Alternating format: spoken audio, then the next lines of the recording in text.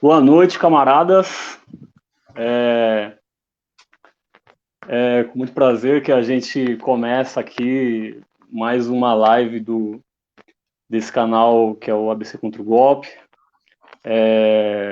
Convidou aí a gente, Nildo e nós aqui da RB, para podermos enfeitar, ilustrar um pouco, né, toda a situação que acomete aí nosso atual período, e falar de um tema muito específico e muito oportuno para a gente que faz parte dessa esquerda guerreira, que está olhando para frente, que está querendo, acima de tudo, transformar aquilo que não se pode considerar enquanto aceitável, que é a nossa realidade. Para isso precisa diagnóstico, precisa análise, precisa tudo cumprir aí todos os passos de maneira rigorosa, e nesse empenho que nós estamos. Então é com muita felicidade que a gente vai aqui fazer esse papo.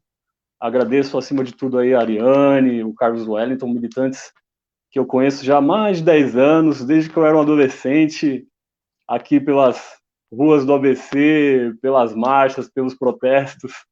As lembranças são várias e eu tenho muita estima por esses camaradas, sem dúvida nenhuma. Então, acima de tudo, é uma felicidade e um prazer a gente poder fazer esse debate aqui. E tô com esse mano da pesada, que eu respeito pra caramba, conheci ele há algum tempo, quantas reuniões, quantos debates, quantos enfrentamentos aí já temos em tão pouco tempo, né? Que nós temos de militância que veio desde do lançamento da pré-candidatura dele no PSOL, depois venho com a formação da nossa corrente, que é da Revolução Brasileira, e que encantou os nossos olhos, e acima de tudo, nossos corações e mentes, sem dúvida alguma. Então é um prazer estar falando contigo, meu velho. Como é que tu tá? Tudo bem, Dan? Prazer estar aqui com você, o pessoal do ABC Contra o Golpe. Também queria agradecer a Ariane aí que está na técnica, né? E o Carlos, teus camaradas de longa trajetória aí no ABC, falando com o coração proletário do Brasil, que é o ABCD. E um prazer estar aqui com vocês para discutir, desde o coração proletário, os caminhos de Nuestra América. E um prazer falar com o Dan, membro da Revolução Brasileira, essa corrente que recuperou no Brasil, você sabe, Dan, uma discussão que estava interditada, que ninguém mais queria falar nela. A bandeira da Revolução Brasileira era uma bandeira abandonada. Estava todo mundo preocupado com representação das causas, estava todo mundo preocupado em assumir governos municipais, estaduais, presidentes da República. E isso para quê? Não para continuar se reproduzindo como tal, não para discutir a Revolução Brasileira. E eu quero dizer aqui para todos que nos escutam que foi aí em São Paulo que eu conheci o Dan, já entusiasta desde o primeiro momento da militância nos termos da Revolução Brasileira. E eu acho que a gente se conectou, se a minha memória não falha, por rede social, né? Primeiro foi E na o Dan USP. sempre... foi na USP? Foi na USP, que Deus nos perdoe esse encontro aí.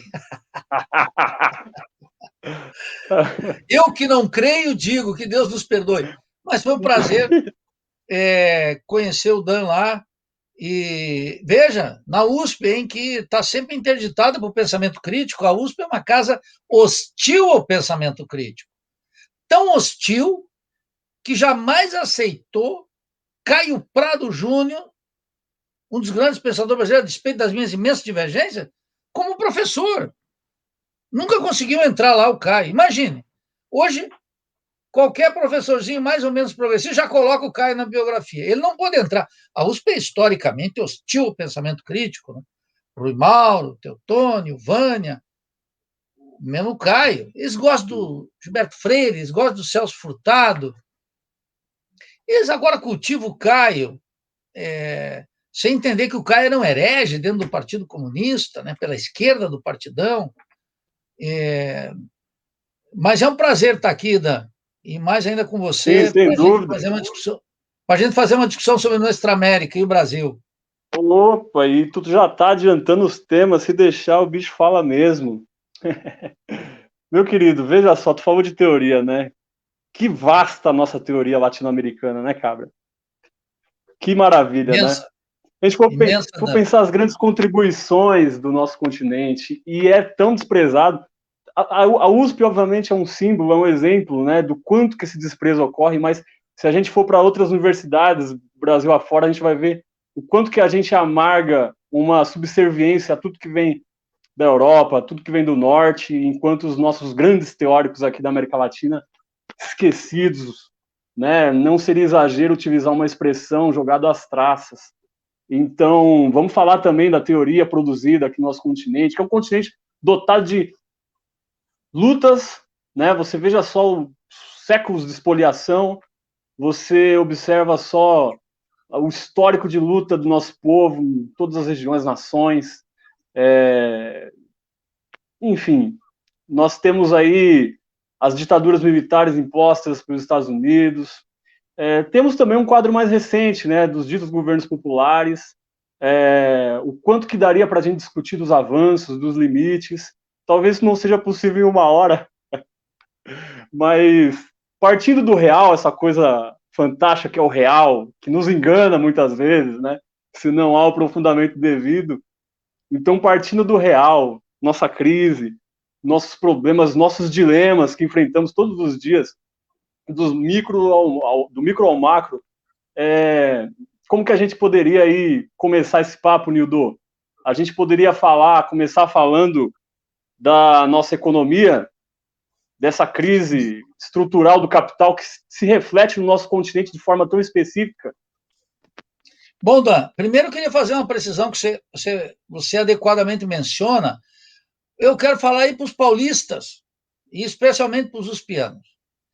Quando eu espeto a USP, e bato duro na USP, nas ciências humanas, na filosofia, na história, na geografia, na economia, na sociologia, na ciência política, não é porque, como adequadamente recordou o Dan aqui, a USP está num estado pior do que as demais. A Federal de Santa Catarina, Federal de Pernambuco, Federal do Acre, Federal do Rio Grande do Sul, Federal de as 7, 8 lá de Minas, Espírito Santo, não. Eu falo da USP, porque a USP teve um papel central na organização da pós-graduação brasileira. Dan. E a partir da pós-graduação brasileira capturada, como mostrou Paulo Arantes no seu livro, né, um departamento francês de ultramar, trazendo o Foucault, todas essas quinquilharias europeias de quinta, eles infestaram e tomaram conta. Agora, isso é incompatível com o coração proletário que pulsa aí, que precisa tirar sua teoria das entranhas do Brasil. Então, se você pensar aí do ABC, como é que Foucault e Deleuze e tantos outros se pavoneiam aí em São Paulo, como se estivessem passando nos Campos Elíseos, lá em Paris? Não, por favor, isso é terrível, né? Agora, esse é o quadro da Universidade Brasileira. E eu não poupo a USP porque ela é responsável pela organização de um sistema de pós-graduação com grande influência no país. Agora, nós padecemos todos os males, né? Que a USP tem, a Universidade Brasileira está morta. E você estava mencionando aí, o Dan, essa extraordinária, essa ebulição de ideias que é a América Latina, gigantesca, e que o pensamento acadêmico, esses programinhas de pós-graduação, meus colegas, eu também já fiz parte disso, que Opa, estão por aí. alguns Esse, militantes, encontramos não, sempre. sim. Tem gente que acha que faz uma pós-graduação escrevendo sobre Marx, está militando, já é um comunista, não tem nada que ver, o sujeito só fez uma dissertação e uma tese. Percebe? Não tem nada que ver com isso. O sujeito é professor, Dan, e ele acredita que porque ele dá aula de sociologia crítica e não sei o quê, ele já está contribuindo com a revolução. Não está nada. É só seu trabalho. As pessoas têm que entender isso. Meu trabalho aqui no Instituto de Estudos Latino-Americanos, minhas aulas de economia clássica para os meus alunos, é meu trabalho.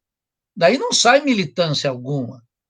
É claro que o fato de eu poder estudar me auxilia na reunião que eu vou ter no sábado do Diretório Nacional do PSOL.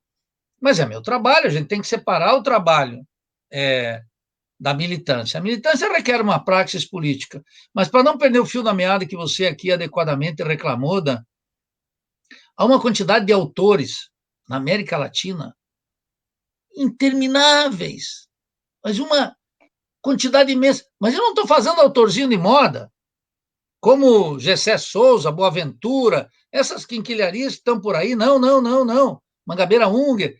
Não, eu estou falando de autores que resistem ao tempo, que marcam época, como Rudolf Stavenhagen, como mesmo Pablo Gonçalves Casanova, Agustín Cueva, Orlando Caputo, Roberto Pizarro, André Gunder Frank, Rui Mauro Marini, Vânia Bambirra, Teotônio dos Santos, Juan José Hernández Arregui, uma quantidade de intelectuais. A grande maioria já não está mais conosco, mas uma quantidade de novos. Meu querido amigo Cláudio Katz, na Argentina, Orlando Caputo está vivo lá no Chile, a gente troca mensagem. Meu amigo Jaime Osório, que está lá no México, Oswaldo Martins, que está em Cuba, Heinz Dietrich, que está no México. Olha, eu passaria a noite aqui falando, e vou dizer, meus estimados, se tu vai nos programas de pós-graduação, na fina flor do pensamento sociológico, não há vestígio deles. Agora, qualquer autorzinho de moda que surge nos Estados Unidos e na Europa, chega aqui para fundar uma nova igreja. É um negócio, Dan, impressionante. Isso é uma marca de um colonialismo abjeto, pela qual eu tenho um desprezo olímpico. E olha que eu tenho curiosidade intelectual, né? Você sabe, nós estamos num grupo aí estudando Hegel a nível nacional, no IELA. Não é uma bronca contra o autor europeu, porque eu estou atracado no Marx a minha vida inteira, que é um alemão, e o Hegel tampouco nasceu em Joaçaba, nem em Santo André, nem em São Bernardo. O Hegel também é um alemão. Nenhum problema. E também fico com as curiosidades de moda. Estava aqui vendo, olha aqui, ó, até o Lacan, porque tem os lacanianos, tem esse abuso, né? Aí o Safati tem um abuso da psicanálise na análise política, teórica, sociológica. Não que a psicanálise, eu fiz análise 7 anos e estudo Freud, Lacan e tudo, mas, para aí, a interpretação marxista dispensa isso. Então, não é porque é europeu ou porque é estadunidense. Eu dou para os meus alunos, Alexander Hamilton, From United States. Eu adoro a poesia de Walt Whitman, o primeiro autor da Guerra Civil estadunidense, o primeiro autor que nacionaliza o inglês nos Estados Unidos. Então, eu tenho apreço. Eu não olho a nacionalidade. É claro que ela não me é estranha, porque a gente tem que estar olhando aqui. Mas quando eu circulo pela América Latina, Dan, correndo os países, participando de seminários, vivendo nesses países, como eu vivi no México, na Venezuela, na Argentina, foi um país que eu vivi muito tempo, eu observo e eu volto para o Brasil, parece que não tem nada, Dan. Então eu corroboro o que você está dizendo aí. Grandes autores, né? Autores monumentais. Se tu pegar um Juan José Hernández Arregui, na Argentina, um livro como Imperialismo ou Cultura, é um livro que não tem paralelo no Brasil. Não conheço nada. E olha que eu vasculho. Eu não sou um especialista em cultura, mas eu estou sempre muito atento, vendo quais são as contribuições. É realmente impressionante, Dan. Então, você toca num ponto que, na filosofia, essa semana mesmo estava revisando as críticas do equatoriano Bolívar Echeverría, um filósofo extraordinário. Dava um curso de filosofia de Hegel lá na UNAM em alemão. Estava no 68 na Alemanha, era um dos orientadores de Rudi Dutschke, o principal líder, mais do que Dani, o vermelho, né? Dani, o Rouge, era o Rudi Dutschke, sofreu um atentado à bala, morreu por causa disso. Então, eu estava lendo um filósofo como Bolívar Echeverría, é um filósofo imenso, uma capacidade de pensar Agora, veja, Dan, como eu anotei no figurino francês, a literatura latino-americana entra, né? Quer dizer, Gabriel Garcia Marques, Juan Rulfo, o peruano Vargas Llosa, todo mundo conhece, mas no terreno das ideias é muito difícil, o filtro universitário mata na veia, Dan. É muito cruel. Terrível, né, Nildo? Isso daí também explica em muito a dificuldade que a nossa esquerda, a nossa crise, né? Porque, veja, o velho jargão que nós dizemos, sem teoria não se vai à esquina, o tanto de conteúdo que nos falta em teoria vai refletir, obviamente, na nossa prática, e isso explica em muito da crise da esquerda. Como que você avalia aí que tem sido, como tem se comportado os partidos de esquerda frente a essa crise que se apresenta diante dos nossos olhos e parece que tudo caminha sem muita dificuldade, né? Parece que realmente o lado de cá, aqui rola uma pasmaceira completa. Eu acho que tem duas coisas, né, o Dan? Vinculando com a primeira parte, que, veja, a esquerda brasileira, ela é uma esquerda que se caracterizou no passado por aportes teóricos muito importantes, né? Quando eu estou falando de Rui Mauro, Vânia e Teotônio, eu estou falando da Polop. Quando, quando eu estou falando de Muniz Bandeira, eu estou falando de Polop. Quando eu estou falando de Caio Prata, estou falando do Partidão. Quando eu estou falando, há uma tradição trotskista no Brasil, muito importante, valorosa, com aportes teóricos dignos de registro. Quando eu estou falando do Maurício Trachtenberg, eu estou falando de alguém com inscrição no anarquismo. Mas não, esse anarquismo abobado, não. Gente que pensa a militância, uma alternativa. Então, veja, a esquerda brasileira já foi portadora de uma teoria. O que eu queria anotar, a partir dessa pista que você me dá aqui, é que o processo de democratização ele foi empobrecendo a esquerda brasileira em termos teóricos. E depois de 2002, mas antes mas já para cravar aqui, com a ascensão do PT e do Lula ao governo, houve uma renúncia explícita da esquerda à teoria, inclusive a chegada do Lula nos termos que chegou, com a renúncia, né? Eu digo, de um político vulgar, que é o Lula, com uma renúncia hipócrita, mentirosa, de não tocar nos grandes temas da teoria, a esquerda, em nome de uma razão de partido e de uma razão de Estado, que, em última instância, é uma razão burguesa, abandonou o compromisso com o marxismo e com o pensamento crítico. Então, eu quero dizer para a juventude aí, né, até o período da democratização, nós ainda tínhamos no meio da esquerda uma ambição teórica. E como eu digo sempre, você repetiu aqui, sem teoria tu não vai na esquina. Sem teoria não se faz um copo. Sem teoria, nós não estaríamos falando você aí e eu aqui. Isso é teoria, precisa. Entendeu? Mas aí vem o político vulgar, como o Lula, como a Dilma, como o Ciro, o último livro dele, e mesmo o caminho que está trilhando Boulos aí, achando que o desprezo pela teoria vai dar alguma coisa. E que a teoria para os acadêmicos, eu digo sempre, não há acadêmicos na teoria, aqui na universidade. Na universidade tem os acadêmicos não são teóricos, eles são reprodutores, repassadores de conhecimento, quando bem nos vai.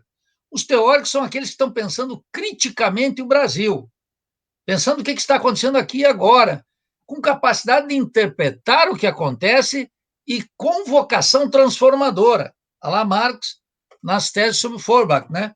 Não se trata os filósofos de interpretar o mundo de formas diferentes, mas de transformá-lo. Mas o Marx está dizendo, não, tem que interpretar. Então, nós precisamos de uma interpretação crítica da crise que nos afeta. E eu digo aqui forçosamente, como membro do Diretório Nacional do PSOL, eu vou para as reuniões do partido, e o partido exibe lá, naquele momento, e digo aqui sem nenhum ar professoral, hein? Porque isso não estou destituído de qualquer vaidade desse tipo, isso não me toca. O partido não tem ambição teórica. E vocês podem entrar na página do PSOL Nacional e observar lá, ver as resoluções, como são resoluções as que vencem e são aprovadas, elas caducam no espaço de uma semana, elas não mantêm vigor. E aquela modesta contribuição que eu vou apresentar de novo, ela persiste e nós continuamos acertando, lamentavelmente, cada passo da crise. Como eu vaticinei que nós teríamos uma grande derrota, que as causas identitárias seriam adotadas pela direita, a dos indígenas, majoritariamente, das mulheres, dos negros, as questões ambientais incorporadas por Armínio Fraga, pelos banqueiros, pela Globo, e tocando para frente esse troço. Então, veja, e eu dizendo, olha, o governo está instrumentalizando a crise, e o governo instrumentaliza de tal forma, Dan, que ele dá uma surra nessa ilusão de que nós poderíamos, com um candidato da direita, que a esquerda chamou de direita democrática, que era o Baleia Rossi, ganhar do Lira, do Bolsonaro. Lá em Joaçaba isso se chama uma tunda de laço. Foi uma derrota cachapante. E o Bolsonaro fez 302 votos e ele precisa, para alterar a Constituição, 306. De tal maneira que aquele político, aí de São Paulo, deputados, senadores, prefeitos, dirigentes partidários, que acham que nós temos que ter uma posição pragmática. O Zé Disseu, meu antigo de crítica ao Zé Disseu, mesmo o Walter Pomar, lá do PT, temos que ter o Walter não tinha essa posição, mas o Zé Disseu tem que ter uma posição pragmática, mesmo dentro do meu partido. Nós lançamos a Erundina acertadamente, mas no segundo turno estava todo mundo pronto para votar em Baleia Rossi, inclusive o pessoal do MES estava já votando, a SAMI aí de São Paulo, já querendo votar no primeiro turno, antes da definição da candidatura da Erundina, obviamente. Então, esse pragmatismo, ele deu com o queixo no chão, para tu ver a falta que a teoria nos faz. Aquilo não é uma queda qualquer, se você fosse deputado, tu ia se dar conta que a barra estava pesada lá em cima. E que naquele covil de ladrões, é fácil o Bolsonaro corromper deputado e senador. Deputado e senador se corrompe com muito pouco no Brasil, meus queridos. Vocês aí em São Paulo estão acostumados com esse lero-lero do Lula, de que tem que ter maioria no parlamento. Isso é uma coisa alienante que não tem sustentação nos dados. O presidente da República faz maioria, todos fizeram, até o Collor. Cardoso, Lula fazem maioria. Faz maioria vendendo a alma pro diabo, sabe por quê? Porque não convoca o povo. O povo tudo sempre fora da jogada. Pode ver, Dan. Então, essa teoria para interpretar essa crise veio para ficar. Eu estou analisando os dados aí, passei o dia trabalhando nisso, precisamente para fazer uma resolução para o Diretório Nacional do PSOL. A crise nos Estados Unidos é violentíssima. Desemprego acima de 10%. Não há possibilidade de o pacote do Biden, agora que saiu o Trump, de mexer as estruturas e voltar a um processo de acumulação de capital. Reduzir o desemprego. Outra coisa, né? Os trabalhadores lá nos Estados Unidos estão há muito tempo já com 2 e com 3 empregos. E as injeções trilionárias de recursos, elas não dão a ideia de que no curto... Nesse ano, zero chance. Esse ano, possibilidade de voltar a emprego, de nenhuma chance. Zero chance. E aqui no Brasil, nós já temos 25 milhões de desempregados e desalentados. Agora, lá nos Estados Unidos, tem estruturas da cultura, da economia, da política, da saúde, da educação, que ainda podem, e um sistema de crédito, que mesmo na maior desgraça, a miséria absoluta e relativa está aumentando nos Estados Unidos. Há um desemprego violentíssimo, e amplo, e não só os latinos e os negros. Não, as classes médias empobrecendo. Há uma crise violentíssima lá. E aqui também. E não tem saída. E o Bolsonaro aproveita essa crise, para mandar lá 29 projetos para o Congresso Nacional. E mais uns 10 dos costumes. Então, já fico vendo o cálculo. A esquerda vai começar a se agarrar no negócio do armamento, etc., e ele vai passar o rodo em tudo, já começou com o Banco Central. E vai passar o rodo em tudo. E eu estou de acordo contigo. A esquerda liberal, ela fica sonhando com 2022. Qual é a solução dela? 2022, fazer o quê? Uma frente. Uma frente. Uma frente vai ser o quê? É com Lula ou com Ciro. Ou se tu quiser ainda, com Haddad ou com Ciro. Então, esse pessoal que fica falando em frente, como se essa frente pudesse parar o ritmo das reformas, não para. É uma exigência do capital agrário, do capital comercial, do capital industrial e dos banqueiros. E esses políticos que estão aí são incapazes, Dan, de dizer, para lá, vou chamar o povo aqui para a conversa. Nem o Ciro. O Lula já deu provas inequívocas, Haddad tampouco. Nenhum desses políticos aí de São Paulo é capaz de convocar o povo. Não querem. Sabe por quê? Porque, no fundo, temem o povo. No fundo, Dan, temem o povo, porque se o povo entrar em movimento, o povo já não os segue. E como eles não atuam na nota da verdade, o povo tem uma grande desconfiança. Te dá um dado, Dan. Vai ter eleição lá no Chile agora. Essa eleição no Chile é uma eleição para fazer uma convenção que vai reescrever a Constituição. E tem eleição presidencial no final do ano. Agora, tem mais de quase 2.300 candidatos por fora dos partidos. Olha só, a desconfiança nos partidos políticos é tal que, se nós colocássemos no Brasil, olha só, a possibilidade de candidaturas independentes, seriam milhares aqui. Ninguém quer se vincular a um partido político. Inclusive o PSOL, eu digo, não estou falando de que a desconfiança pública poupa o PSOL. Não, não poupa nenhum partido. E tem razão, né? Então é isso, a crise a galópida, a crise a galope. Está difícil, não está fácil, não. E eu não vejo a esquerda liberal com capacidade de ter sequer uma interpretação da crise. Eu vou sempre com esperança para a reunião do PSOL, quero confessar aqui para todos vocês. Escuto todos os argumentos com muita atenção, anoto. Eu sou digamos, um dirigente assim, disciplinado. Eu respeito todas as posições. É claro que tenho desacordo com a maioria, mas eu respeito muito, escuto, anoto os argumentos e saio das reuniões do diretório invariavelmente frustrado nas minhas esperanças de que lá pudesse ter um debate à altura da conjuntura brasileira, à altura dos desafios da esquerda e do nosso povo. Os partidos, e isso acontece no PSOL, imagine como é que é no PDT, imagine como é que é no PT, que é um bando de interesses, de eleições, de deputados, de prefeitos, de máquina estatal. Isso é uma decadência. Os partidos não têm uma interpretação crítica da realidade brasileira. Isso é a função dos revolucionários, dos intelectuais críticos da esquerda, e nós não vamos abandonar essa senda, Dan. E observando em escala latino-americana, né? Sim. Agora é interessante também, Nildo, a gente poderia pensar assim, enquanto aqui do nosso lado a gente faz ciranda no meio de tudo isso, né? Existe, que nem você bem lembrou, um povo, né? Que a cada dia as coisas se tornam cada vez mais insuportáveis, né? Cada vez mais as pessoas vão sendo colocadas em situações de desprezo completo, né? A pessoa ela é achincalhada quando ela vai no hospital, quando ela envia o filho dela para estudar numa escola pública, a situação dos serviços, esse histórico de liberalismo aí das últimas décadas refletiu pesado na camadas mais baixas da população. Isso vai chegando a um limite, né?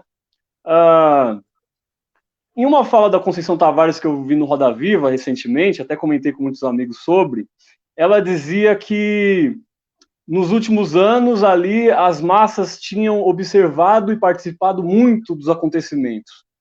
Então se teve todo o questionamento à ditadura, se teve as diretas já, teve o Fora Collor, enfim.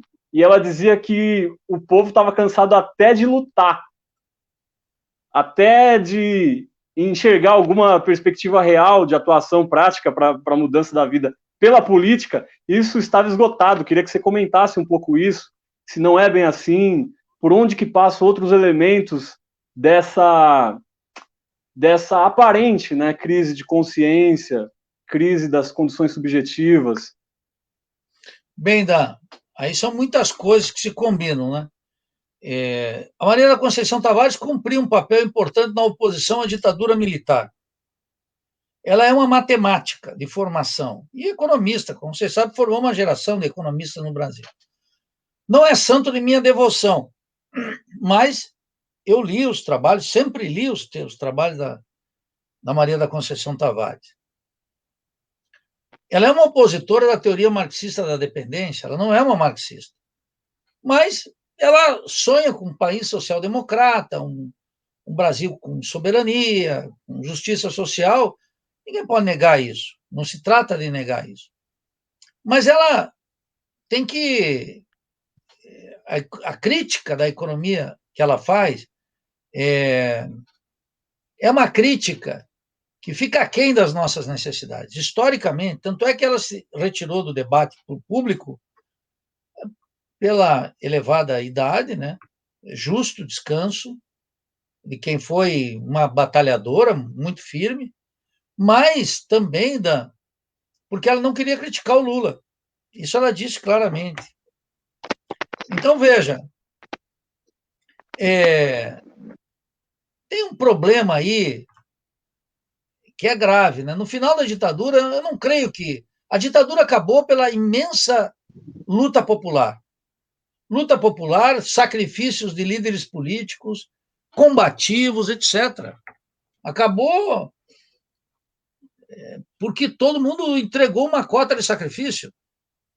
Desde aqueles que foram para a luta armada, que foram assassinados, aqueles que foram para o exílio, aqueles que foram sistematicamente torturados, ao sindicalismo, à esquerda, que armagou um exílio muito grande. Muita gente lutou pelo fim da ditadura. E tinha uma grande energia popular na crise do regime, né? Sobretudo a partir de 82, 83, até chegar em 85. Eu participei da luta contra a ditadura a partir de 77, mas já não corria risco de vida, preciso dizer, claro. Embora teve gente que morreu na cadeia, né, nesse período, e houve prisões, mas não era o período, por exemplo, de 68 a 74, 75, que era muito pior. Aí realmente se colocava a vida em risco, né? O terrorismo de Estado foi praticado aqui no Brasil. Então, eu acho que teve uma grande luta aí, o povo não cansa da luta. Por quê? Porque o povo não tem alternativa. O povo hoje tampouco está cansado. O povo está descrente nos partidos. É outra coisa. O povo está descrente nos sindicatos. É outra coisa. O povo está sem referência crítica. É outra coisa. Mas o povo tem uma batalha diária, tão gigantesca, e ele tem que se sustentar a si próprio, sua família, seus amigos, seu bairro, que ele não tem a possibilidade de renúncia. O fato dele não acreditar no que se figura como alternativa não quer dizer. Eu nunca aceitei, né? Você sabe, o petismo, o Lula, mesmo no meu partido, no PSOL, o fascismo, as massas são fascistas. Como as massas são fascistas? As massas elegeram Lula. Teve uma repórter francesa, da Rádio França, me entrevistou logo depois das eleições, perguntando o que tinha acontecido aqui em Santa Catarina, que o Bolsonaro teve quase 80% dos votos. E já associando, né, com a presença germânica, italiana. Então, aí já a visão eurocêntrica, que não conhece as coisas, quase como são fascistas, eu digo, não. Em 2002 foi 80% favorável ao Lula. E antes disso foi 70% favorável ao Brizola. Tem nada especial aqui em Santa Catarina que é de direita. Nem essa vice-governadora babaca que está aí se pavoneando como uma fascistinha de quinta. Não. O povo desacreditou nas lideranças do Brasil, nessas lideranças partidárias. Lula, Haddad, Ciro também, porque o Ciro acompanhou o PT até ontem. O Boulos, que fica repetindo. Hoje eu vi que o Boulos soltou um gabinete paralelo. Isso é uma coisa do Lula. Até a repetição canônica. Não pode ser isso. O povo não acredita nisso. O povo vota, né? Votou no Haddad, porque no outro lado estava um proto-fascista. Mas o povo, ele não desiste. E veja, quero te dizer uma coisa que é muito importante que você está mencionando aí. o fato de que todos os países latino-americanos, Dan, parece que tem uma calmaria, que não está acontecendo nada. E daqui um pouco emerge o protesto popular, como emergiu lá no Chile. Mas aí o povo vai às ruas, ganha milhões nas ruas. Lá na Guatemala, Dan, tocaram fogo no Congresso Nacional há 2 meses. E no Equador, o presidente Lenín Moreno, que botou Rafael Correa para fora, recebeu uma pancada na eleição, que o candidato Rafael Correa vai às urnas agora, com possibilidade de vencer contra o Lasso, que é um candidato da direita. Então veja que no meio de tudo isso e de grandes decepções, o povo ainda escolhe o menos ruim. Votou no Haddad, o Haddad teve quanto? 54 milhões? É muito voto. O Haddad, que é um liberal do INSPE, da cabeça aos pés. Claro, bom moço, simpatiquinho, quer ser educadinho, quer fechar acordo com os banqueiros, com os latifundiários, com os Estados Unidos, quer fazer um acordo com todo mundo. Não, nós temos que dizer claramente, agora aqui acabou a crise, exige lado. Então o povo mesmo assim vota. E o Bolsonaro recebeu muito voto do proletariado aí, São Bernardo, Diadema, São Caetano, Santo André, na capital, entendeu? Por quê? Porque o Bolsonaro simulou que era contra tudo que isso que está aí. E continua simulando. É um protofascista. É da escória da política brasileira. Está aí com os generais entreguistas. Mas ele se pavoneia, Dan, como se ele tivesse contra o sistema, contra a corrupção e etc. E os demais estão cativos dessa estratégia. E nós estamos indo para 2022 cativos dessa estratégia.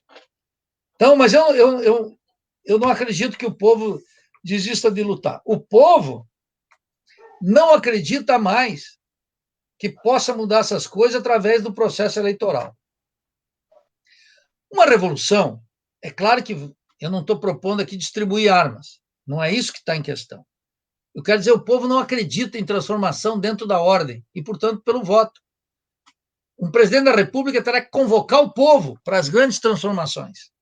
O povo como força ativa, o povo que vai colocar 500 mil pessoas lá no Congresso e dizer para aquela canalha que está lá no covil de ladrões, ou vota, ou tiramos vocês.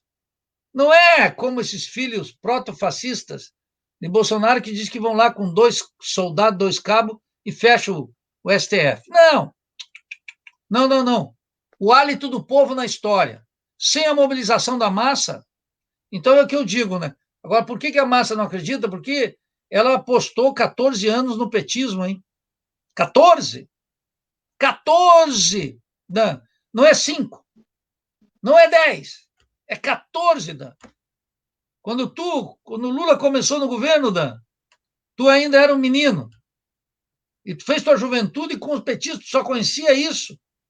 Então veja que o Lula e a Dilma jamais convocaram o povo para uma batalha.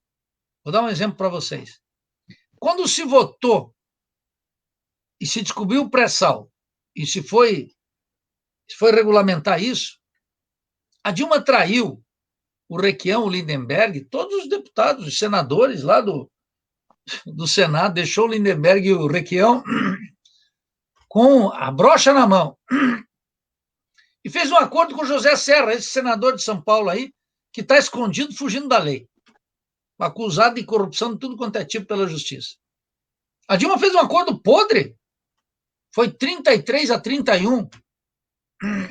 Podia ter uma lei da partilha própria, mas a Dilma fechou com a Embaixada de Washington, com as multinacionais, fechou com o Serra. E eu dizia sempre, se a Dilma tivesse convocado uma grande manifestação ao estilo do petróleo é nosso, nem $1 na Petrobras, eu, que era um opositor da Dilma, teria que ir para a rua defender o petróleo, mesmo contra o governo. Contra o governo, sairia para a rua. Mas o petismo e esses políticos estão aí nunca convocam o povo. E não vão convocar, porque se o povo é convocado, ele entra numa dinâmica que vai radicalizar cada vez mais, como a história da América Latina prova. E acima de tudo, há uma lição a ser extraída que foi a grande oportunidade que o petismo perdeu em 2013. Porque ali, você fala de uma energia social, né, Nildo? Há uma energia social. As massas estão, por hora, percorrendo ciclos onde essa energia ela se salta aos nossos olhos, né? 2013 foi um período muito emblemático nesse sentido. E veja a postura de Dilma, veja as ações de Dilma, né? O quanto que jamais foi tomada qualquer medida em atender, né, e aproveitar toda aquela energia que estava colocada ali no momento, né? Ao contrário, que se teve, inclusive de intelectuais petistas, se alvorando, né, em categorizar aquilo como se fosse fascismo ou extrema-direita. Não foram poucos os próprios intelectuais que fizeram isso. Então, 2013 é emblemático para ilustrar essa tua tese. Bem, veja, 2013 concorre muitos fatores, né? Você sabe que eu participo lá do Duplo Expresso, lá. O pessoal de lá, o editor, o Ramos Maia, e com quem ele trabalha mais estreitamente, eles têm a tese que 2013 tem uma articulação internacional. E claro que tem, sempre tem. Eu estou de acordo com isso. Agora, qual era o problema? Tinha raízes nacionais. As raízes nacionais, elas apresentaram algo fundamental, né? Nunca vamos esquecer. O paulistano não esquece. Por quê? Porque o bom moço Haddad, com o picolé de chuchu, que era o Alckmin, apresentaram o aumento da tarifa de 20 centavos juntos. Naquele momento havia em São Paulo 4 milhões de trabalhadores que não pegavam ônibus, né? Iam da casa para o trabalho e do trabalho para casa caminhando. Um trabalhador aí, na capital de São Paulo, gastava 32% do seu salário, vamos chamar assim, da sua renda, no transporte. Caro, péssimo e demorado. Por isso que quando a molecada disse não é por 20 centavos, estava certo. Quem puxou as manifestações? O movimento Passe Livre. Logo em seguida, vocês sabem o que a Globo fez, né? A Globo bateu 3 dias impiedosamente. E Arnaldo Jabor, que é esse homem completamente sem caráter, né? Foi para o Jornal Nacional e disse, olha, isso aí é absurdo, senhor. Ninguém vai voltar atrás, essa gente é irresponsável, etc. E no terceiro dia Esses fez um jovens, editorial e esses exatamente o jovens não oposto. valem nem 20 centavos, ele disse. E aí disse outra coisa. No quarto dia, foi lá e disse que era luta pelo transporte, etc. E voltaram atrás. Mas aí a direita saiu às ruas, já esgotada. O que acontecia em 2013? O pessoal não estuda economia. Essa esquerdinha aí, liberal, pessoal do Haddad, Lula, isso aí não estuda economia. Em 2012, 13 e 14, as famílias brasileiras estavam esgotadas no crédito. Olha só, Dan. Tava... Pessoal, o lulismo diz, nós ampliamos a base do crédito. Sim, uma parte desse crédito, sabe como é que era? Era pegar crédito para pagar crédito. Era uma rolagem de endividamento. Salários no período da Dilma, os salários criados eram de um salário mínimo e até menos. De tal maneira que a taxa de desemprego era 4,7, a mais baixa da história do capitalismo, nossa, com a Dilma. Ela saiu e deixou em 12, com o ajuste que ela fez, com o estelionato eleitoral que ela praticou. Então, veja, o que coloca aí, Dan? As famílias estavam esgotadas. O proletariado descolado do petismo e do governo. O custo do transporte caríssimo. O Brasil, os preços funcionam dolarizados na prática, porque importamos tudo, do trigo, do pão, as autopeças aí para a indústria automobilística, tudo. Depende da taxa de câmbio. As famílias esgotadas. Ora, foi fácil uma parte da classe média sair para a rua, e foi fácil para a direita instrumentalizar. A direita instrumentalizou, mas a Dilma tinha a possibilidade de encabeçar aquele movimento, fazer o passe livre em todas as capitais brasileiras. Olha o que ela podia fazer. Todas as capitais. O petismo estava tão capturado pela corrupção com o sistema de transporte, que levou até o assassinato de Celso Daniel, e levou seu candidato aí em São Paulo agora, seu Gilmar Tato, que é um homem do transporte, desses esquemas aí de tarifa e negociações, e tapinha nas costas, e jantar para lá, jantar para cá. Que a Dilma, quando reuniu com o Movimento Passe Livre, eu assisti a entrevista, era um barbudinho e uma menina, os dois, eu acho que eram estudantes de história. Eles saíram e perguntaram o que eles acharam. Eles falaram que ficou estarrecida, porque a Dilma perguntou para eles o que era o transporte grátis. E eles disseram, presidente, não tem transporte grátis. É passe livre, alguém vai pagar. Quem vai pagar? A classe dominante vai pagar. Ela não estava inteirada nem disso. A Dilma, que parece como toda tecnocrática, né? Economista, mestrando, e não, além de ser uma arrogante, não é uma mulher capaz de tomar decisões a favor do povo. E olha que eu registro sempre, a Dilma foi de uma coragem durante a ditadura, torturada, presa, não é brincadeira, e foi de igual covardia quando estava na presidência. Uma coisa não elimina a outra. Coração valente foi quando ela estava na ditadura. Foi um coração covarde na presidente da República. Quando o correio eletrônico dela foi violado, segredos da Petrobras vendidos, lei antiterrorista, comissão da verdade e impeachment, foi um desastre. Mas a Dilma não atuou sozinha, a Dilma não dá um passo sem consultar o Lula.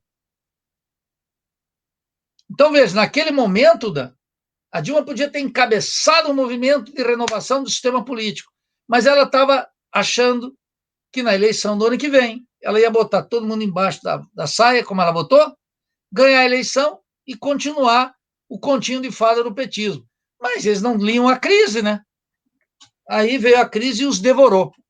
Só que passou uma conta, não para eles, passou uma conta para o povo, como você lembra, que está aí amargando uma taxa de desemprego gigantesca, uma queda nos salários, uma queda na renda, um aumento dos preços urbanos de tudo quanto é coisa, do aluguel, da gasolina, de tudo que você imaginar do transporte coletivo, com serviços públicos degradados na educação, na saúde, na cultura, no saneamento básico, no entreguismo deslavado. Veja, é o descolamento dessa gente, né? Sim. E nos outros países também da América Latina, Nildo, a situação meio que se reflete também, né? Porque você veja que nós tivemos no Chile 2019, final de 2019, né? Aqueles movimentos todos com a crise do sistema educacional privatizado, que foi o que catapultou, né? Entre outros elementos.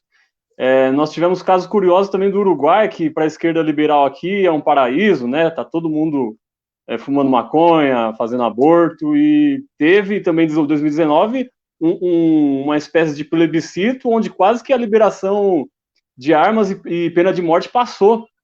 Então, veja só como que esse movimento, né, entre crise, propostas que se apresentam da direita, crise da esquerda, crise da situação econômica, vão gerando um caldo onde tudo fica instável, né? Mas De você está fato. colocando algo aí, Dan, muito importante. Veja, vamos pegar o cenário latino-americano. Lá no Chile, é exatamente como você narrou. Um protesto popular massivo, o governo de Sebastião Pinera. Chegou um momento lá, Dan, que ele tinha 9% de aprovação. Ou seja, não existia. Teve impeachment? Não, ele continua lá. Ele que é um filhote de Pinochet. Um filhote do Pinochet. Direto defensor do Pinochet. Então, ele continua lá. Protestos massivos. e uma dificuldade imensa para mudar a Constituição pinochetista. Não está garantido. Quando eu te disse aí que tem mais de 2.300 candidatos avulsos na eleição para a convenção, lá no Chile agora em abril, significa que uma quantidade imensa de candidatos de direita, liberais, como se fosse o Partido Novo, etc., saem como candidaturas avulsas. Jovens, com a barba bem feita, elegantes, camisinha arrumada, discursinho de bom moço, de boa moça. Eu detesto isso, eu tenho um desprezo por isso. O povo também, cada vez mais. E vão fazer maioria lá de tal maneira que o caso chileno, mas o guatemalteco e todos, nós temos grandes protestos populares na América Latina, fruto do capitalismo dependente, não do neoliberalismo. Essa conversa é mole de keynesiano de quinta. Do desenvolvimento capitalista dependente que nós temos. Em momento de crise, que é uma crise cíclica, ainda tu falou em crise estrutural, eu trabalho com o conceito de crise cíclica, que é uma crise cíclica. Lá no Chile, tem amplos protestos, Dan. E aí, o que acontece? Pode que não aconteça nada. Vou te dar um outro exemplo. Você sabe, Dan, a imensa repercussão que teve no Brasil a votação, a legalização do aborto na Argentina. Então, teve uma grande repercussão. É uma bandeira justa? É uma bandeira justa. Isso a União Soviética já aplicou lá em 17. E em Cuba, desde sempre. No mesmo dia em que o governo de Alberto Fernandes e Cristina Fernandes de Kirchner aprovaram essa lei, que o feminismo alienante de direita saiu colocando como se fosse uma conquista civilizatória. No mesmo dia, na mesma sessão, aprovaram um novo método de cálculo das aposentadorias na Argentina, que diminui as aposentadorias. No mesmo dia, aqui toda a imprensa da esquerda liberal falando do aborto e colocando o feminismo, né? Para mim, o feminismo é uma arma burguesa. A emancipação da mulher é outra coisa. Isso é muito sério. Eu tenho grande respeito pela luta das mulheres, pelo socialismo, pela revolução. Não acredito que se possa avançar mínimo dentro da... Avança e cai, isso não se resolve. Nós temos que emancipar o homem e a mulher. Isso só se faz com uma revolução social. Agora, eu sei que rende mandato para vereador, e para deputado, e para prefeito. Olha, eu sou da geração em que a sexóloga mais importante do Brasil era a dona Marta Suplicy, prefeita de São Paulo, senadora de São Paulo, fomentada pela Globo. Percebe? Então, eu não entro nessa conversa mole, porque a gente sabe como é que isso funciona. Entendeu? Então, na mesma sessão lá, em que os setores das classes médias, em Buenos Aires, fizeram uma grande manifestação e conseguiram uma luta importante, que é a aprovação do aborto, em condições particulares, assistência do Estado, etc., sem problema de ordem moral, sem ser pecado, com assistência, com aprovação social, com respaldo da lei, etc., para que não caracterize crime, que as mulheres decidam sobre o seu corpo. No mesma sessão, o governo aprovou uma redução das aposentadorias de um conjunto de mulheres, e jovens, sobretudo, na Argentina, que não terão aposentadoria. Porque essas mulheres que sentam sua luta na causa feminina e na causa feminista, elas esquecem todas as demais questões, ou tratam de maneira periférica. E aí, sabe o que acontece? Elas vão envelhecer, elas vão precisar de um sistema de saúde, elas vão precisar de um sistema de educação, elas vão precisar de uma aposentadoria, e esses governos que eles apoiam, como o de Alberto Fernandes, são os que liquidam o seu futuro, de tal maneira que nós vamos ter um conjunto de prerrogativas individuais e uma condenação futura inequívoca. E é isso que está em curso na América Latina. Sim. Dudu, tem alguns comentários aqui que eu queria também não deixar batido. Desde o Claro que início aí, sim. o Carlos Wellington mandando um abraço aí, a Vanderlei Aguiar, a nossa queridaça Roberta Moreira, lá de Maringá,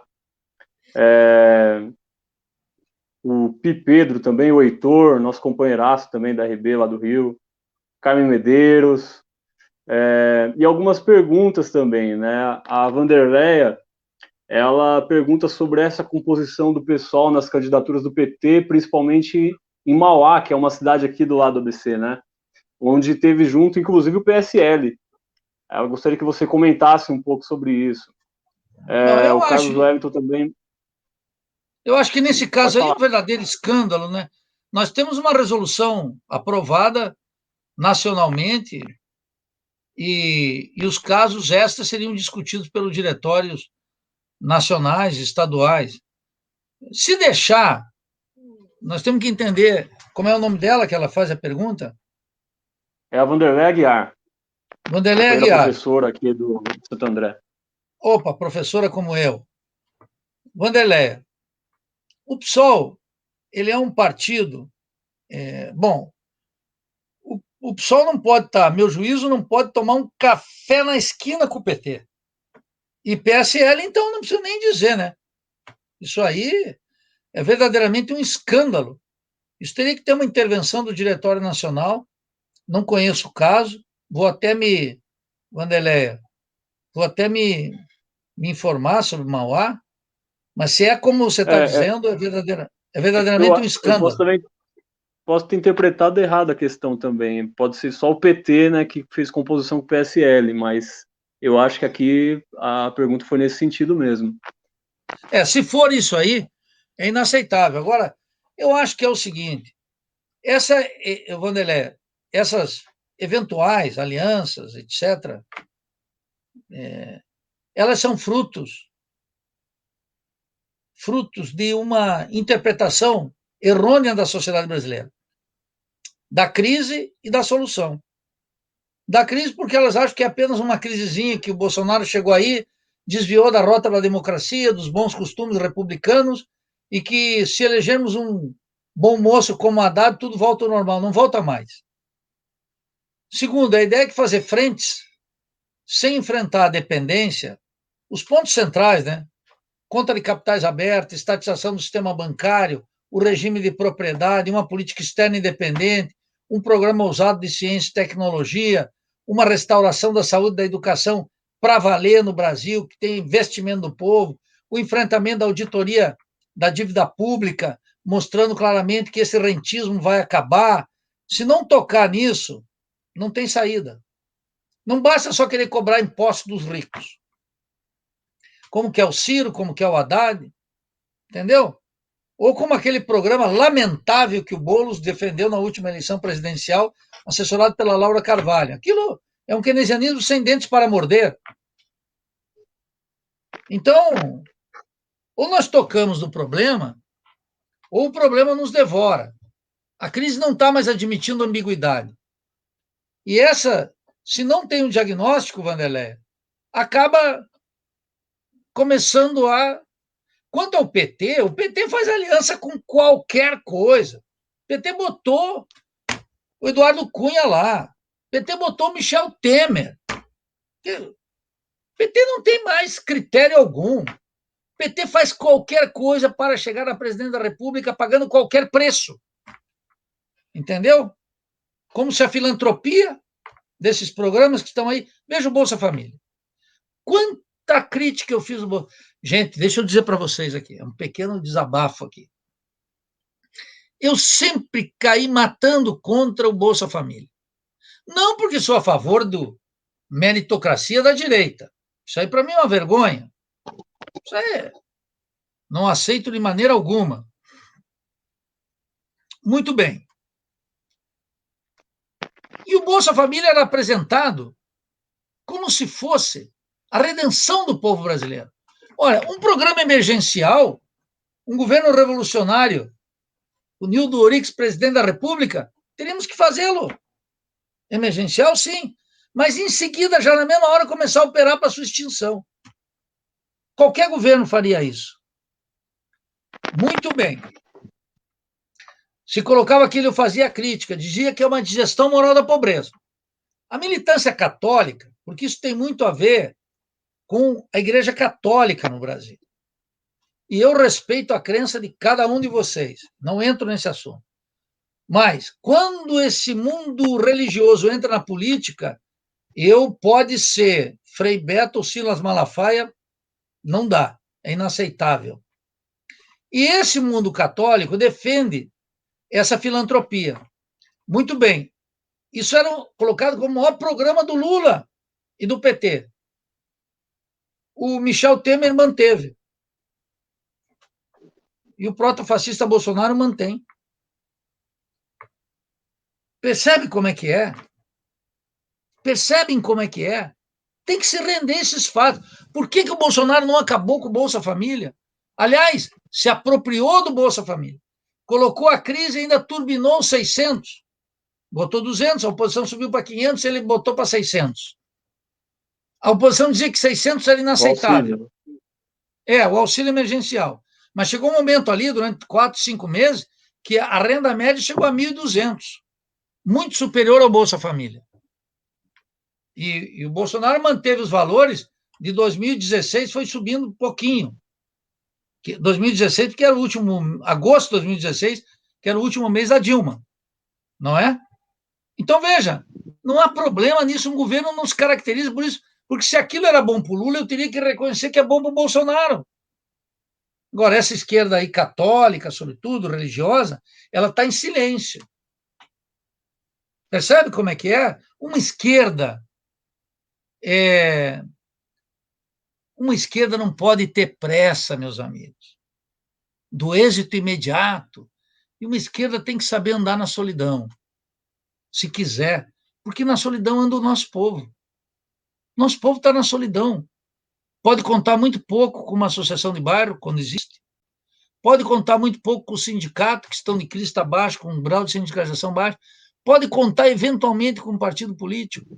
Pode contar muito pouco com o prefeito, com o deputado, com o senador, com o governador, com o presidente. O povo está acostumado na solidão. E resulta, Dan, que a esquerda parece que não quer ficar 10 minutos fora dos holofotes. Não vai mudar a vida nunca. E as esperanças sempre nas eleições, né? E sempre nas eleições esse mar se agita de uma forma que a gente vê como que a esquerda está com o pé totalmente fora da realidade, né? Essa eleição da última que teve na Câmara dos Deputados realmente foi emblemática, porque, né, o nosso próprio partido começou a entrar em umas discussões, né, públicas que, de fato, apenas o vexame expressou essa nossa derrota, né, essa nossa falta de, acima de tudo, de esperança, né, e de prática política, prática militante, obviamente, né, de quem corre pelo certo, aí, para usar essa expressão. Não, veja, você está dizendo uma coisa, no nosso partido, do PSOL, a Fernanda Melchiona, que é uma mulher de talento, uma socialista, né, de vocação, de trajetória, defendeu junto com o Mesa essa proposta absurda de fechar no primeiro turno numa frente. Depois, disciplinadamente, votaram com a Erundina. Mas mesmo o Juliano Medeiros tuitou na manhã da votação, daquela derrota cachapante, o seguinte Twitter: vamos lá para lutar por Luiz Erundina e no segundo turno para derrotar o candidato do Bolsonaro. Já estava tudo emparelhado para votar no Baleia. Mas que falta de avaliação. Veja, o Juliano Medeiros está lá dentro do Congresso. Os deputados estão lá dentro do Congresso. Como é que não observam isso? Nós sabíamos já aqui fora que era batalha perdida. Eu escrevi com vários dias de antecedência, um longo texto está na página da Revolução Brasileira, mostrando por que era um equívoco sequer ventilar o apoio ao Baleia Rossi. Precisamente quando a Fernanda Melchiona, Sâmia, Roberto Robaina, Luciana Genro, estavam, Davi Miranda lá no Rio, Marcelo Freixo, estavam discutindo a possibilidade de, no primeiro, defendendo abertamente, fazer uma frente. É uma pressa e é um pecado capital de reduzir a política ao parlamento e à eleição. Essa redução da política ao voto está enojando a maior parte da população. Vive de ondas. Como agora está um monte de gente esperançosa já, porque o Boulos teve a votação que teve aí em São Paulo no segundo turno. É um erro, é um cálculo apressado, é uma falta de rigor na análise. Isso não pode mais permanecer entre nós. Não dá. Isso nos leva para o buraco, isso nos enterra. E problema sério, né? Agora, o Carlos Wellington está dizendo aí, uma esquerda não consegue andar sozinho? Não. Não, não, não. É outra coisa, cara. Ela não consegue suportar a solidão, ela tem que andar com o povo. Mas aí ela vai ter que ter comprovadas vezes que o povo pode confiar nela. Olha, vamos pensar aqui historicamente.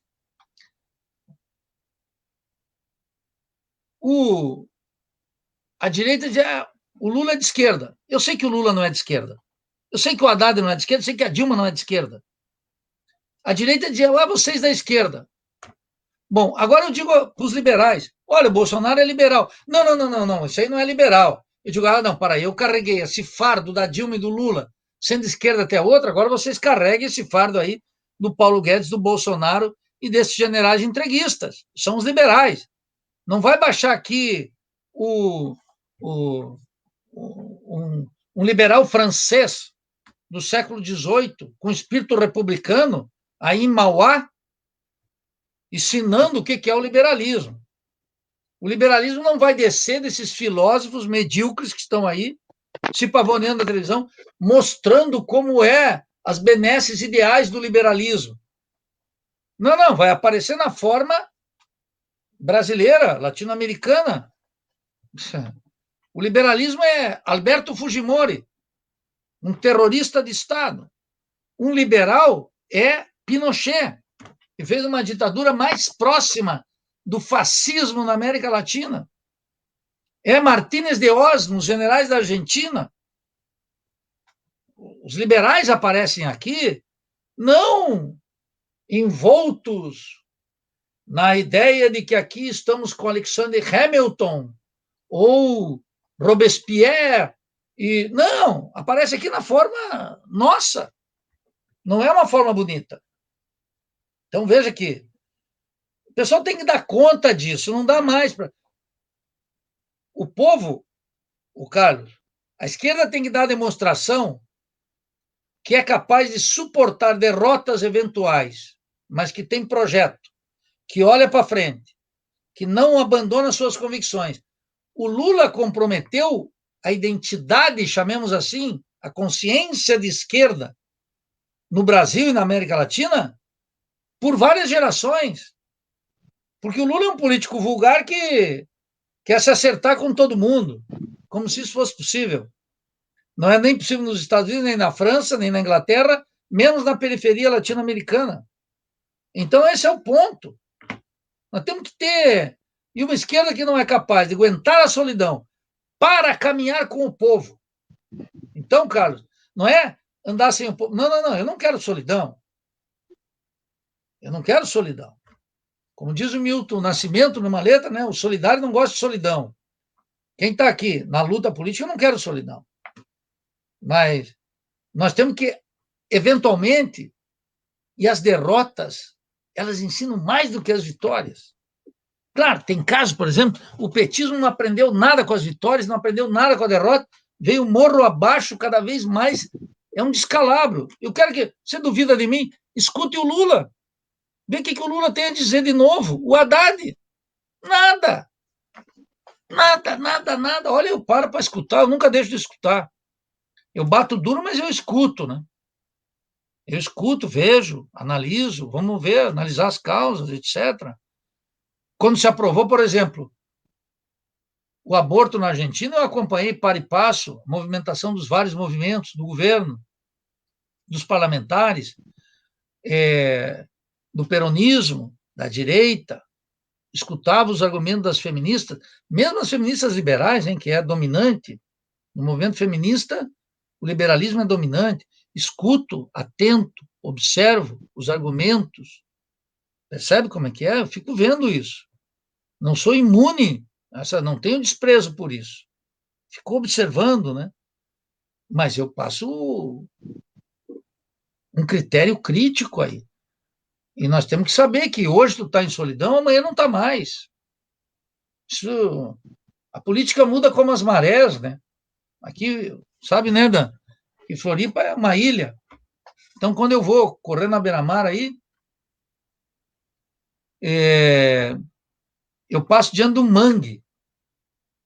Fico vendo a vida ali do mangue, né? Que o mangue é fundamental para a vida, né? E aí, porque é um criador imenso de tudo que você imaginar, e tem dias que o mangue está muito seco, e tem dias que ele está cheio. Assim é a política. Eu não estou falando de eleições, estou falando da política, da luta de classes, dos grandes combates, dos grandes. Não vai pensar que nós vamos ficar nesse marasmo. Queria terminar com isso, Dan. Nós não vamos ficar em marasmo. Tudo de crista baixa, que não vai acontecer nada. Calma. Agora, O mar nessas. da história é agitado, né? Você falou de mar aí, vamos citar Mayakovsky. Grande Mayakovsky, popularizado no Brasil na canção de João Bosco, né? Como você sabe. João Bosco, maravilha. Se nada temos, do nada temos que partir. Então, o caldeirão está cada vez mais quente. A direita aproveita a crise e avança. A esquerda vai ter que acordar, vai ter que abandonar seu liberalismo de esquerda e assumir um novo radicalismo político. Tirar as ilusões de que é possível transformar a miséria do nosso povo, as desigualdades de todo tipo, todas as formas de opressão detestáveis que tem entre nós, dentro da ordem. Sem o combate socialista e revolucionário aqui e agora, rigorosamente não é possível. Não tem um caso na humanidade. Um. Se me derem um, na periferia capitalista, então, eu me calo para sempre. E as tentativas que houveram foram golpeadas, né? Ou seja, a própria história mostra precisamente o contrário, que até quando chegamos ao poder, com o poder não estivemos, né? Agora, tem uma coisa aí, realmente... agora que está acontecendo no Brasil, queria dar essa nota aí, que é muito importante. Todos aqueles que querem governo, você que está aí, que tem um governinho no coração, que já está pulsando pelo Haddadzinho, pelo Cirinho, pelo Lulinha, sei lá mais por quem, para ganhar governos agora, e sobretudo para manter governo, é preciso ter uma estratégia de poder. Ou temos isso, ou acontece duas coisas. Não vamos chegar lá, no governo, ou segundo, vamos tirar do governo como tiraram Jean Bertrand de Aristide, Zelaya, Hugo, Dilma, e vai por aí abaixo. Por que não tiraram o Maduro lá na Venezuela? Mesmo com todos os problemas que tem. Por que Rafael Correa está no exílio, o presidente equatoriano, e elegeu seu próprio candidato? Hoje, para ter governos, é preciso ter um projeto de poder, por causa da crise e das transformações no capitalismo contemporâneo que ocorreram nos últimos 20 anos, que aprofundaram a dependência e o subdesenvolvimento, colocaram o Brasil como mero exportador de produtos agrícolas e minerais, com uma dependência científica e tecnológica gigantesca, que vai da constatação que nós não temos sequer uma vacina produzida aqui, que a matéria-prima tem que chegar de fora. Que o trator que passa aí, nesse grande fazendão que está se transformando em São Paulo, os tratores, as 10 maiores companhias são todas companhias estrangeiras. Que o adubo utilizado aí não é da indústria química brasileira. Que 92% das peças desse computador que eu estou usando aqui vem tudo de fora. Que os fármacos, e o que mais eu vou te dizer? E que o lixo da indústria cultural também vem daí. Tudo. Tudo. O programa mais famoso da Globo vem de fora. O jornalismo da CNN é uma imitação barata e vil do que eu observo aqui na CNN em inglês. mais perverso, naturalmente, porque é num país periférico. Então, meus queridos, meu pedido é: vamos aguçar o espírito crítico, a leitura crítica e afinar a praxis revolucionária. É isso que nós precisamos fazer. Sem Então, meu dúvida, Edu, eu estimado, faço coro contigo aí, tamo junto. E quero encerrar isso aqui, não vai dar para ler o resto de comentários, mas eu agradeço a todo mundo que participou, que fez questões, comentou, né? E, acima de tudo, agradeço de novo o convite e agradeço ao Nildo também, que conseguiu aí essa uma horinha apertada na agenda dele. Saudade, meu querido. Espero que a gente possa se ver em breve de novo e darmos um abraço apertado revolucionário aí. então, meu estimado camarada, um prazer revê-lo firme e forte. Tô vendo que tu tá bem aí, até bronzeadinho, tu tá elegante sempre, né? Suor do E, trabalho, meu querido. Sou um operário. e dá um abraço para todos aqui do ABC contra o Golpe. Foi um prazer aparecer aqui, eventualmente, se renovarem o convite, eu volto com. Lamentavelmente, não podemos responder todas as perguntas. Eu espero que a reflexão tenha ajudado a vocês a pensar melhor o Brasil e fundamentar uma praxis revolucionária que é que a gente precisa. Lentamente, não há motivo nenhum para desesperança. Lentamente, o povo nunca parou de se mexer, o povo nunca perdeu a lucidez, o povo é enganado aqui, etc. Ele vai aprendendo e vai chegar uma hora em que nós vamos constituir uma vanguarda política com líderes políticos e com o povo mobilizado e vamos colocar o Brasil no mapa do mundo, não como um país subserviente, submetido aos Estados Unidos, a essa classe dominante composta de fazendeiros, grandes comerciantes, banqueiros, gerentes de multinacionais, burocracia estatal a serviço do big business. Não. O nosso povo, podendo pegar a riqueza, tendo o controle do nosso território, sendo dono da nossa cultura, vamos fazer disso aqui uma potência mundial, capaz de balançar os pilares do capitalismo em escala global. Tal como a pequena Cuba fez em 59. Continua dando lições. Tal como a Rússia fez em 17, a China fez em 49, tal como Chávez fez na Venezuela. Agora, mais errante. Essas grandes revoluções que movem o mundo. Aqui também está em curso. Não há motivo nenhum para desesperança. Um forte abraço a todos. Um Sem abraço, dúvida, Dan. Nildo. Abração aí e só lembrar aqui que na semana que vem o, a live vai ser sobre o feminismo brasileiro, o exemplo das lutadoras. É um tema aqui que a gente abordou, muito polêmico, né, com muitas emoções e uma teoria, um amplo, né, debate a ser feito aí de várias vertentes. Aí o programa vai estar exibindo aqui esse debate semana que vem, só para avisar. De resto é isso, agradeço a todos que participaram da live, o Nilo de novo, quem convidou, e vamos embora. Adiante à esquerda sempre, né? Abraço, tchau.